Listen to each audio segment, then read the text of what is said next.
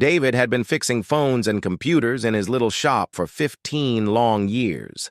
Every morning was the same routine. Park his old Honda outside, unlock the metal gate, flip on the lights, and start another day of bringing dead electronics back to life. He knew every crack in the sidewalk, every sound his old building made, and exactly which customers would show up at what time. But Tuesday morning in October changed everything.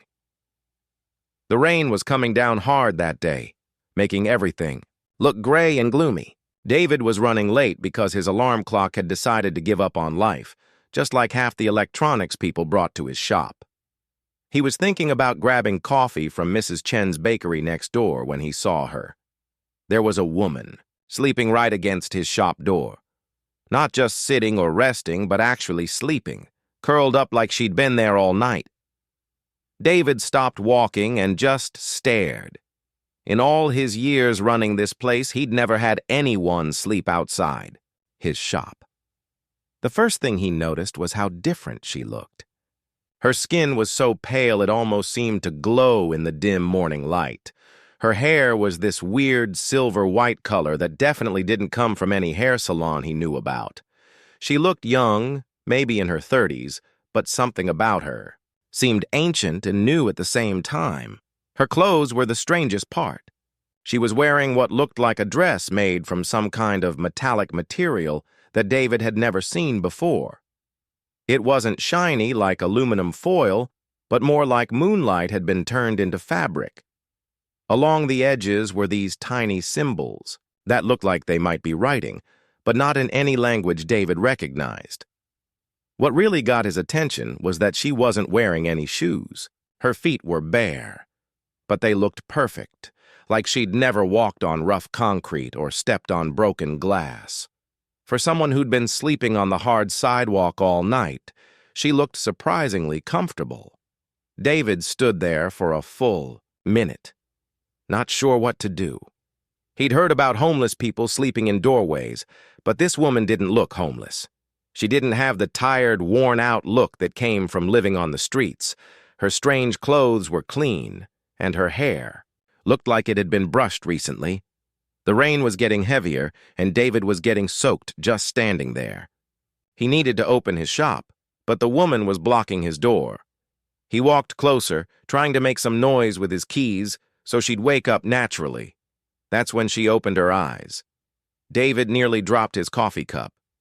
Her eyes were the most unusual color he'd ever seen, a deep purple that reminded him of the sky right before a thunderstorm. They were also bigger than normal eyes should be, taking up more of her face than seemed possible. She looked at him with those incredible eyes, tilting her head to one side like a curious bird. There was intelligence there, but also something else. Confusion, maybe, like she was trying to figure out where she was or how she'd gotten there. "Excuse me, miss," David said as gently as he could. "You can't sleep here. I need to open my shop." She kept staring at him, and David got the weird feeling that she was studying him, like he was some kind of puzzle she was trying to solve. She didn't seem scared or angry, just deeply curious. After what felt like forever, she slowly stood up. David was surprised by how gracefully she moved. Most people who sleep on concrete all night get stiff and sore. But she flowed upward like she was made of water. She was taller than he'd expected and even thinner. Everything about her seemed delicate, like she might break if someone spoke too loudly. But there was also something strong about her, something that made David think she was a lot tougher than she looked. The woman gathered her things, which weren't much. She had a small bag that looked like it was made from the same strange material as her dress. The weird thing was the bag seemed to have its own light source. It wasn't bright enough to notice in daylight, but David could swear he saw a faint glow coming from inside it. She looked at David one more time with those amazing purple eyes, then turned and walked away. Her movements were unlike anything David had ever seen. She didn't walk like normal people do, with heel-toe steps and little bounces. Instead, she seemed to glide over the wet concrete like her feet barely touched the ground. David watched her until she disappeared around the corner, then shook his head and unlocked his shop. Maybe she was some kind of street performer, he thought. Or maybe she was on medication that made her act strange. Either way, it wasn't his problem. He spent the morning trying to focus on fixing a broken tablet, but he kept thinking about those purple eyes and the way she'd moved. Every time someone walked past his window, he looked up, half expecting to see her again. Around lunchtime, Mrs. Chen came by with some leftover pastries. "Did you see that strange woman this morning?" she asked, settling into the chair across from David's workbench. "You saw her too?" "Hard to miss someone who looks like that. My daughter thought she was wearing some kind of costume, maybe for a movie or something. But what movie shoots at 6 in the morning in the rain?"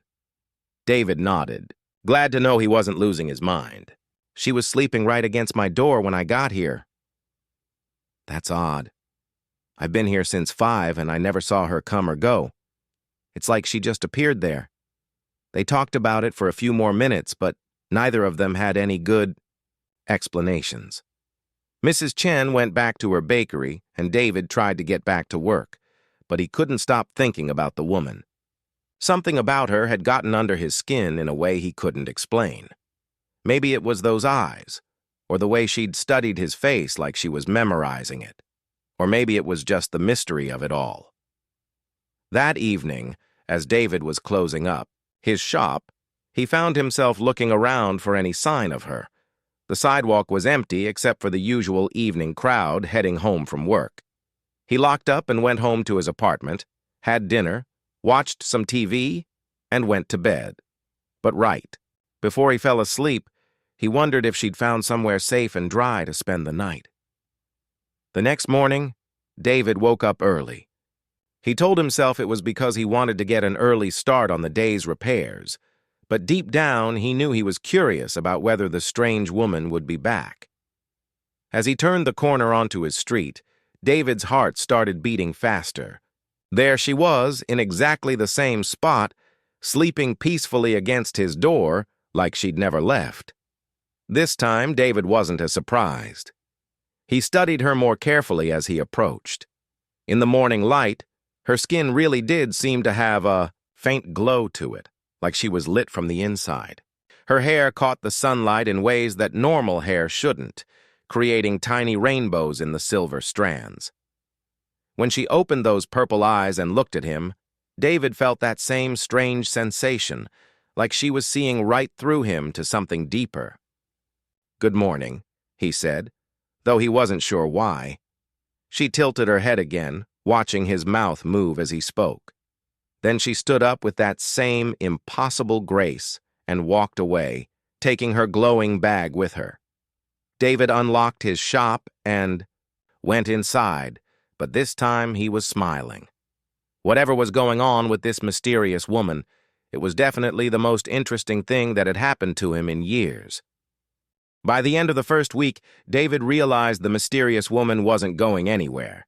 Every single morning, she was there, sleeping against his door like clockwork.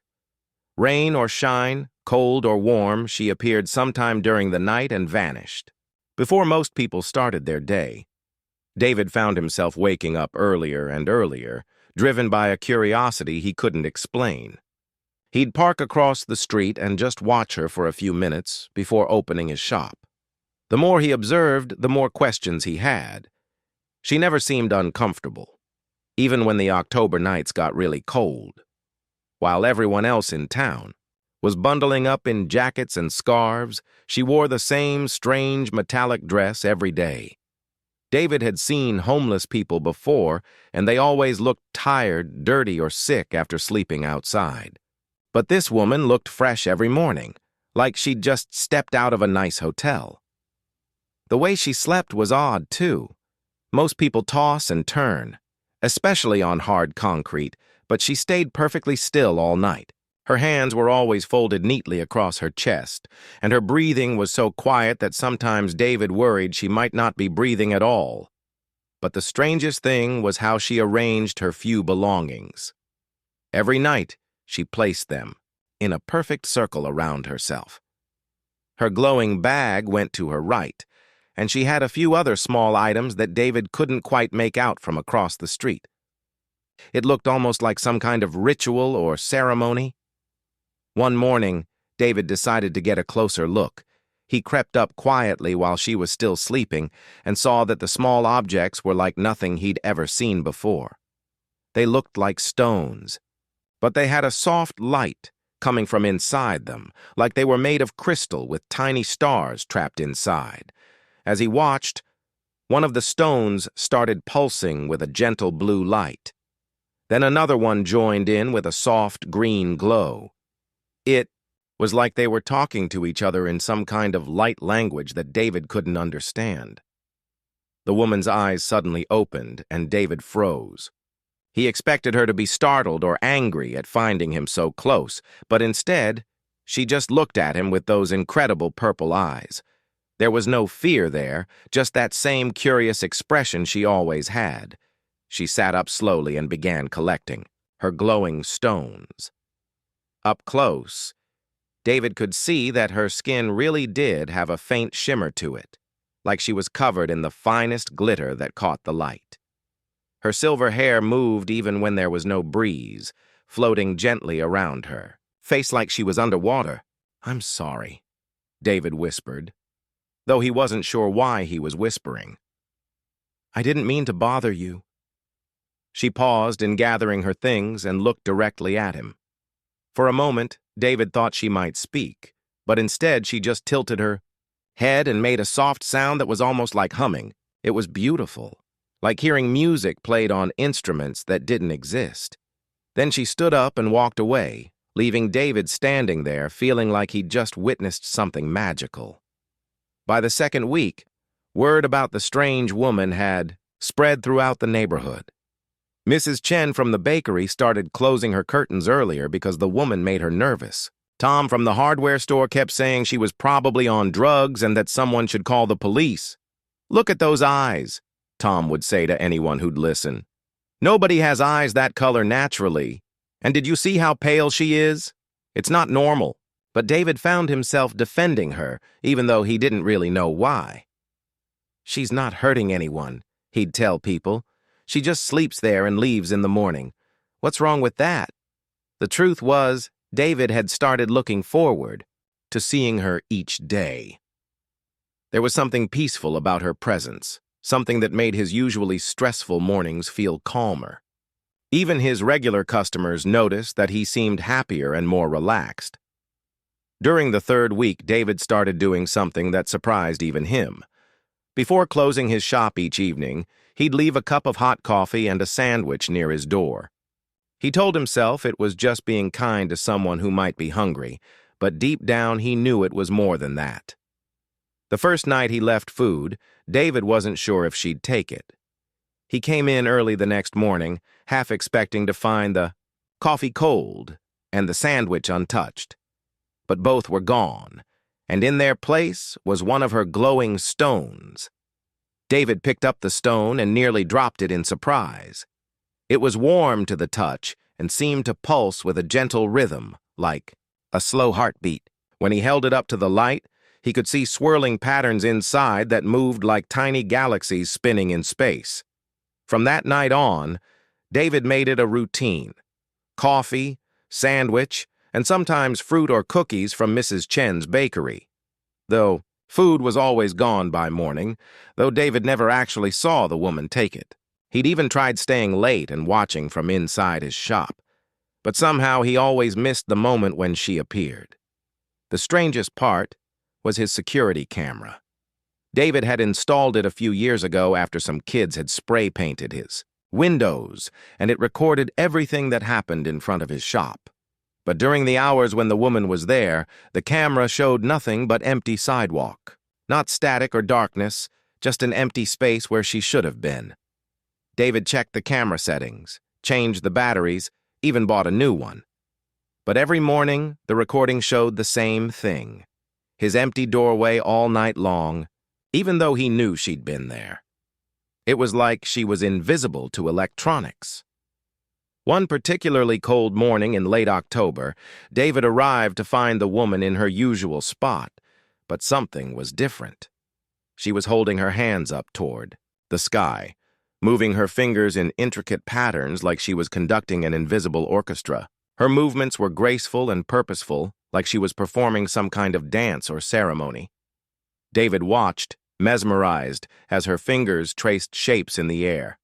The patterns seemed to hang there for a moment after her hands moved, like she was drawing with light itself.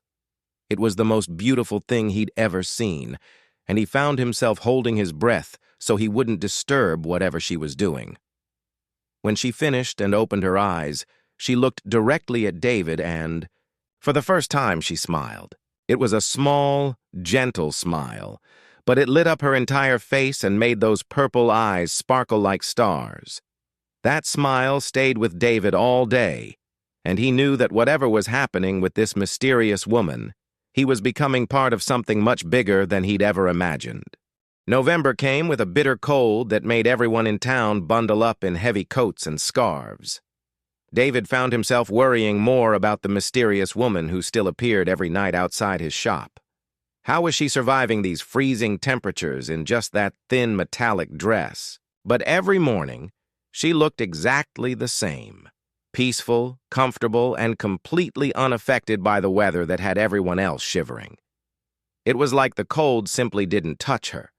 The routine had become so normal that David stopped, being surprised by her presence. Wake up early, drive to the shop, see her sleeping there, watch her wake up and walk away with that strange floating walk. Then spend the day fixing broken phones and computers while thinking about those purple eyes and wondering where she went during the day. The other shop owners had mostly stopped talking about her, though David sometimes caught them peeking through their windows when she was there. Mrs. Chen still looked nervous whenever the subject came up, and Tom from the hardware store had started locking his door extra tight at night. David had gotten into the habit of working late in his shop, especially when he had difficult repairs to finish. His little workspace in the back was comfortable, with good lighting and all his tools within reach. The building was old but solid, and he'd grown to love the quiet sounds it made at night. The settling of old wood, the hum of his refrigerator, the distant sounds of traffic. On a particularly cold Thursday night in November, David was struggling with an old television that someone's grandmother had brought in.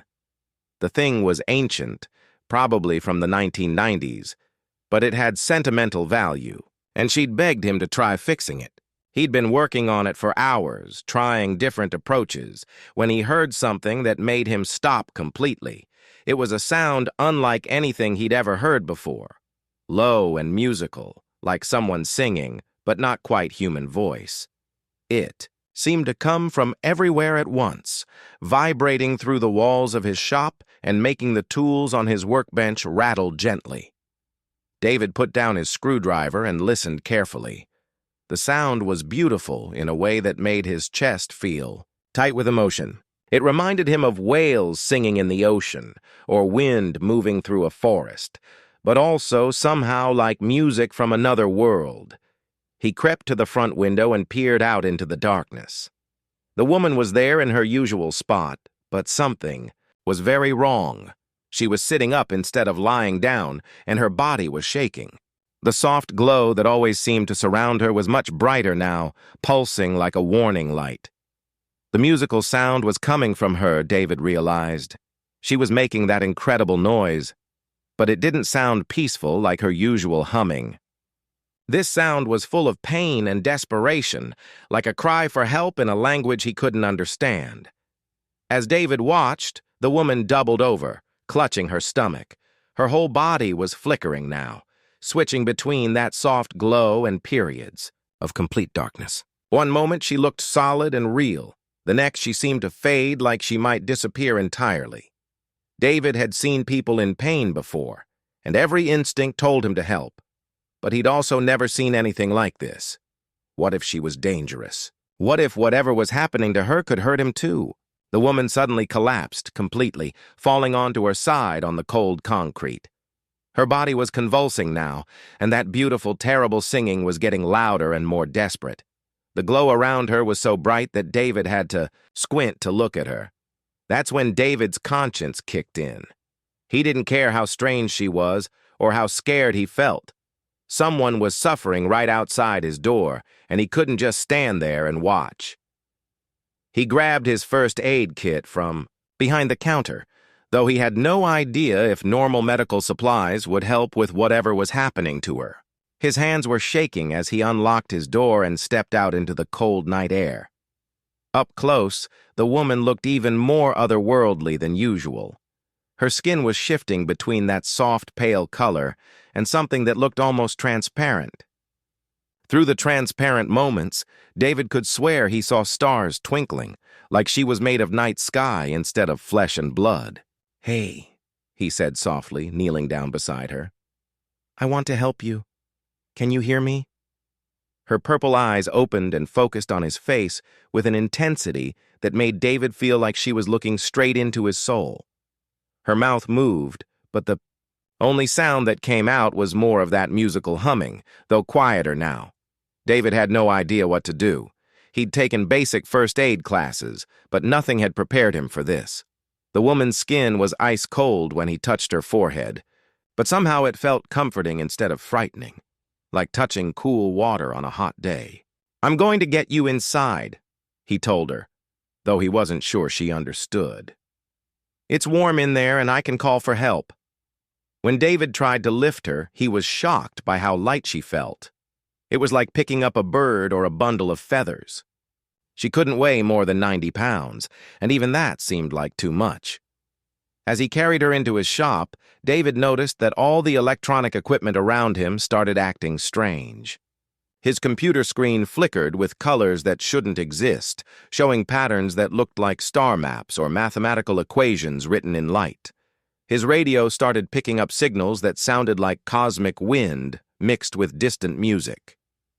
The woman's eyes stayed open as he carried her to the old couch in his back office. She was still humming softly, but now it sounded less like pain and more like gratitude. David grabbed every blanket he could find and tucked them around her, though he wasn't sure if she was actually cold. "Just rest," he said, settling into the chair across from her. "Whatever's wrong, we'll figure it out." For the next several hours, David sat there watching over her. Her breathing gradually became more normal, and the strange glow around her stabilized into something softer and more peaceful. The electronic equipment slowly stopped malfunctioning, though his computer screen still showed occasional flashes of those impossible star patterns. Around 4 in the morning, the woman opened her eyes and looked directly at David. This time, when she spoke, her voice was clearer than he'd ever heard it. It still had that musical quality, like multiple people speaking in perfect harmony, but now he could understand the words. "Thank you," she said, and David felt his heart skip a beat. "I was lost. You brought me back." David stared at her, his mind racing with 1,000 questions, but the most important one came out first. "Who are you?" he whispered. The woman sat up slowly, the blankets falling away from her shoulders. In the soft light of his office, she looked both completely human and utterly alien at the same time.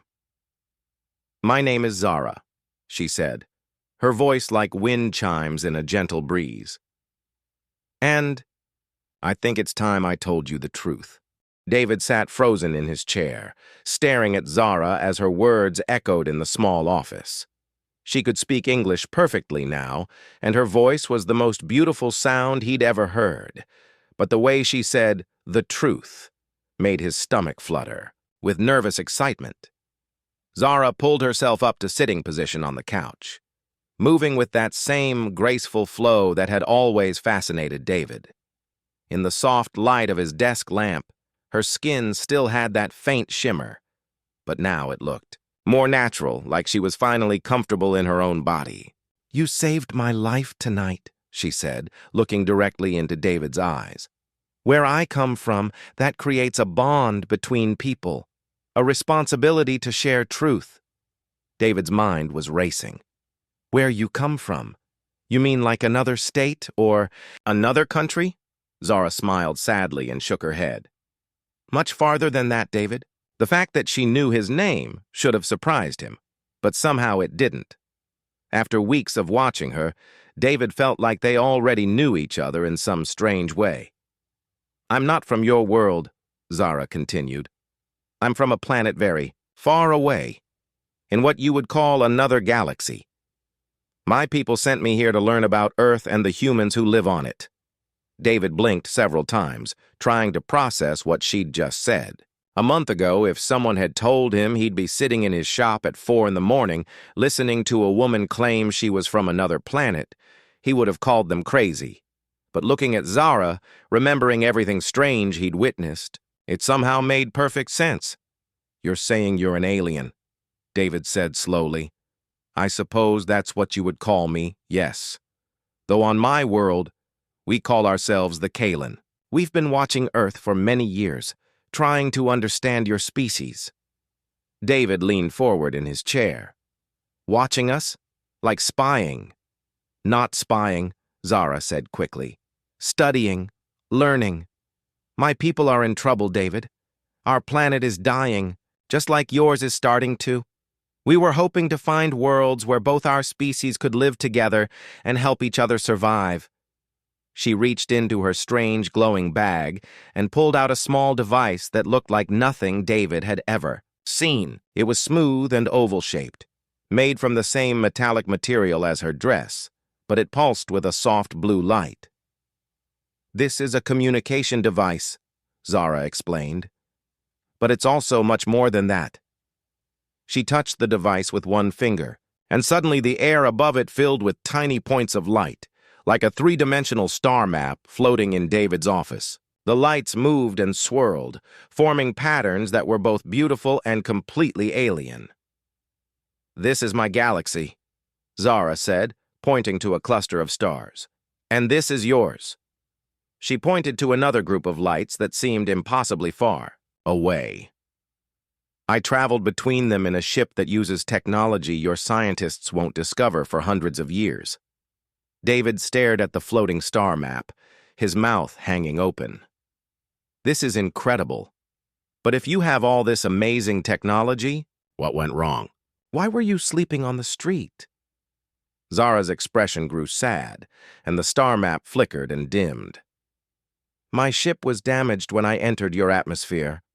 Something about Earth's magnetic field interfered with our navigation systems. I crashed in the forest outside town, and I've been stranded here for months." "Months? But I only started seeing you a few weeks ago." "I was hiding," Zara admitted. "I spent weeks observing humans from a distance, trying to understand your behavior. I saw so much fear and violence, people attacking things they didn't understand. I was afraid to make contact." David thought about how the other shop owners had reacted to Zara, calling her weird and wanting to call the police. She was probably right to be cautious. "But you chose my shop," David said. "Why?" Zara smiled, and her whole face lit up. "Because you were different. I watched you for days before I came here. I saw how gently you handled broken things, how patient. You were with difficult customers, and the electromagnetic fields from all your electronic equipment helped stabilize my biological functions. That's why my security camera never recorded you." "Your technology and mine don't always work well together," Zara explained. "I've been slowly dying since I arrived on Earth. My body wasn't designed for your atmosphere, your gravity, your solar radiation. Every night I came here, your machines helped keep me alive a little longer." David felt a wave of guilt wash over him. "I should have helped you sooner. I should have opened my door weeks ago." "You weren't ready then," Zara said kindly. "And neither was I. It took time for us to build trust." She touched the device again, and the star map changed, showing what looked like a damaged spacecraft hidden among trees. David recognized the area. It was the small forest preserve just outside town where he sometimes went hiking. "My ship is there," Zara said. "It's been slowly repairing itself, but the process is very slow without the right materials." David studied the image of the spacecraft.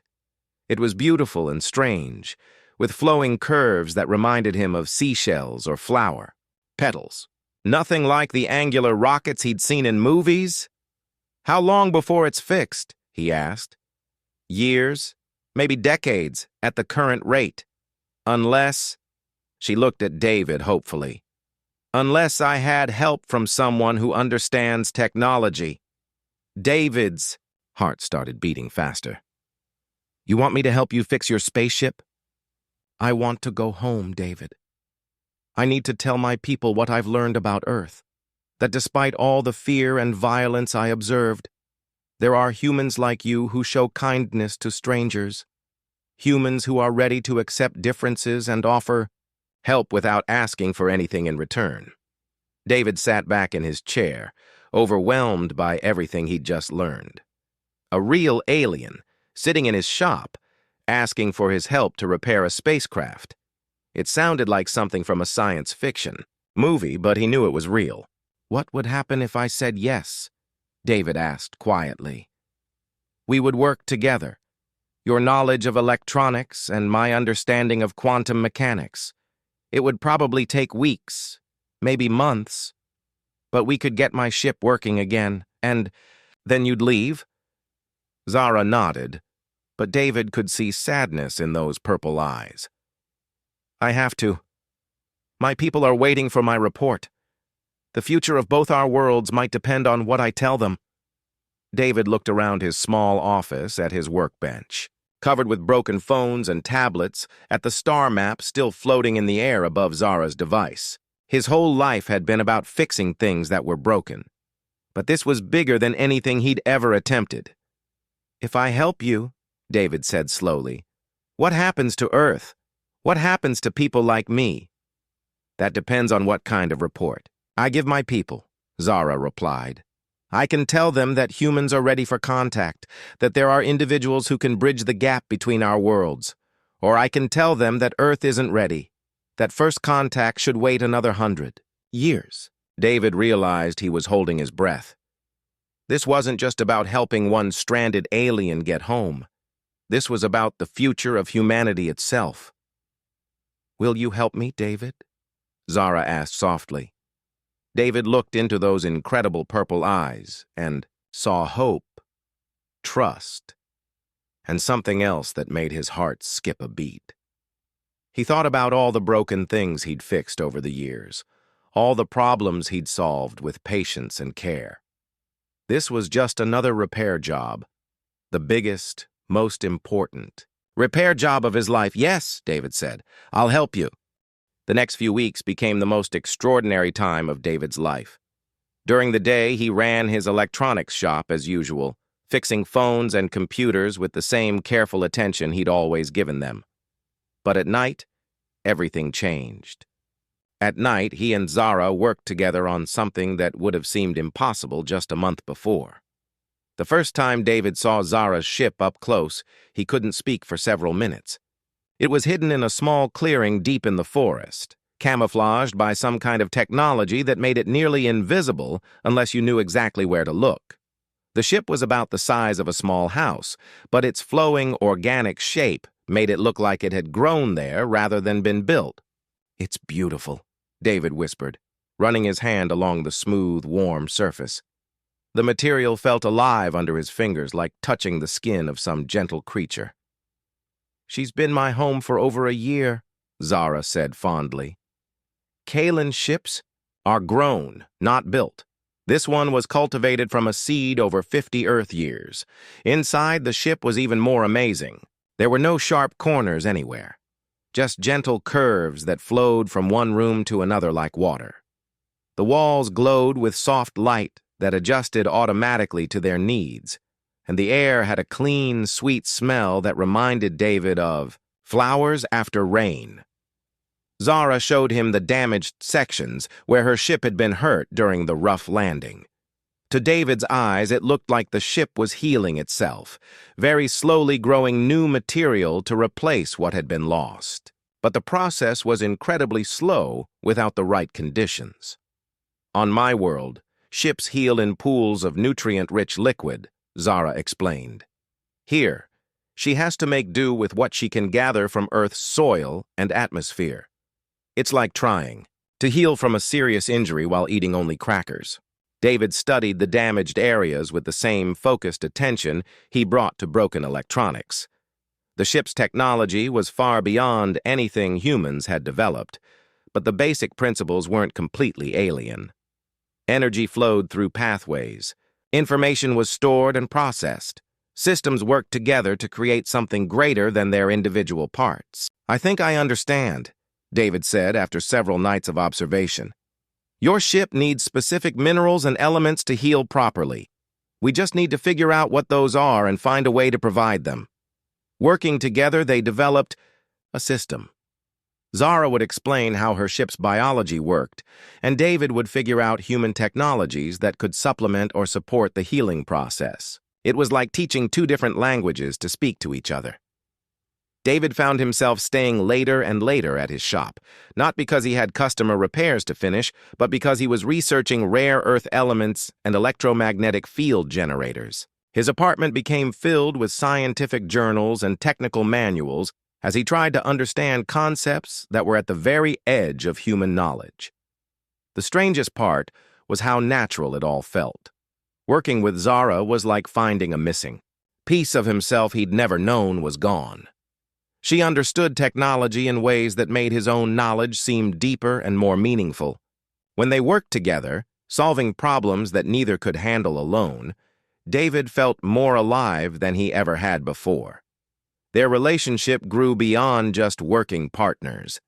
During breaks from the ship repairs, they would sit in the forest clearing and talk about their different worlds. Zara told him about her home planet, with its purple skies and floating cities, where her people lived in harmony with nature and technology was grown rather than manufactured.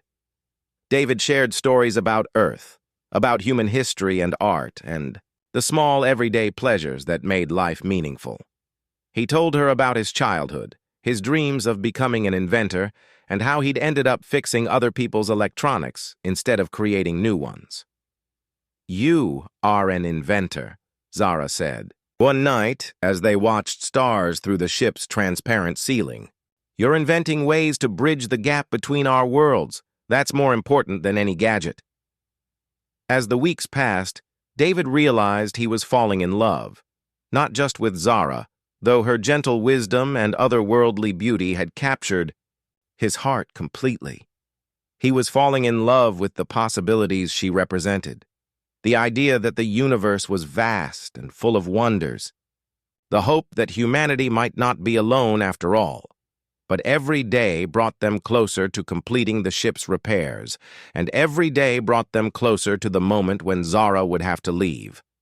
The ship's healing accelerated dramatically once they found the right combination of elements and energy sources. David had rigged up a system using car batteries, rare earth magnets, and a dozen other components that would have looked like junk to anyone else. But when connected to Zara's ship, they created exactly the conditions needed for rapid healing. On a cold December night, Zara announced that the ship would be ready to fly within days. "I have to go soon," she said, but David could hear the sadness in her musical voice. "My people are waiting for my report." David nodded, though his heart felt like it was breaking. "I know. I've always known you couldn't stay." "Come with me," Zara said suddenly. David looked at her in shock. "What?"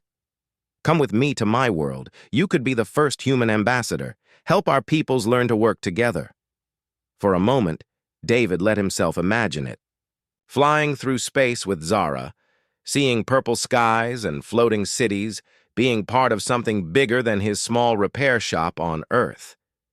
It was the most tempting offer he'd ever received. But then he thought about Mrs. Chen and her daily struggles, with her old bakery equipment, about Tom from the hardware store who'd been talking about retirement, about all the regular customers who trusted him to fix their most precious electronic possessions. "I can't," David said finally.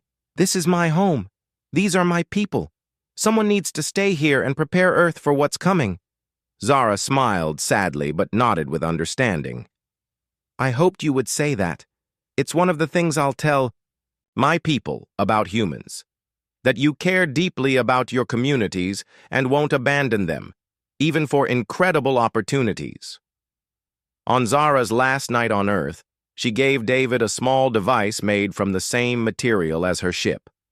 It was warm, too, the touch, and pulsed with a gentle rhythm like a slow heartbeat. "This is a communication device," she explained. "When my people return to Earth, and they will return, this will let them know that you are a friend. Someone who can be trusted." "When will that be?" David asked. "Sooner than you think. Maybe 5 years, maybe 10. My report will convince them that Earth is ready for contact, and you'll be one of the first humans they approach." They spent their last hours together, sitting in the ship's main chamber, watching the stars through the transparent ceiling. David memorized every detail of Zara's face, the way her silver hair caught the light, the sound of her voice when she hummed those beautiful alien melodies. As dawn approached, Zara walked David to the edge of the forest clearing. "Thank you," she said, taking his hands in hers, "for opening your door, for taking a chance on something unknown, for showing me that humans are ready to join the larger community of worlds." David wanted to say 1,000 things, but all that came out was, "I'll miss you." "I'll miss you too," Zara replied. "But this isn't goodbye forever. It's just goodbye for now." She kissed his forehead gently, and David felt a warm, tingling sensation, like being blessed by starlight. Then she was gone, walking back to her ship with that graceful, floating step he'd watched so many mornings outside his shop. David stood at the edge of the clearing and watched as the ship rose silently into the pre-dawn sky. It moved without sound, glowing softly as it climbed higher and higher until it was just another point of light among the stars. Then even that light faded, and David was alone in the forest. He walked back to his car and drove to his shop, just like he had every morning for 15 years. But everything was different now. The communication device in his pocket pulsed gently, reminding him that he was no longer just a small-town electronics repairman. He was Earth's first ambassador to the stars, and someday soon, he would help his world take its next great step into the universe. As David unlocked his shop and flipped on the lights, he looked up at the sky and smiled. Somewhere out there, Zara was flying home with news that would change everything, and he would be ready when she returned.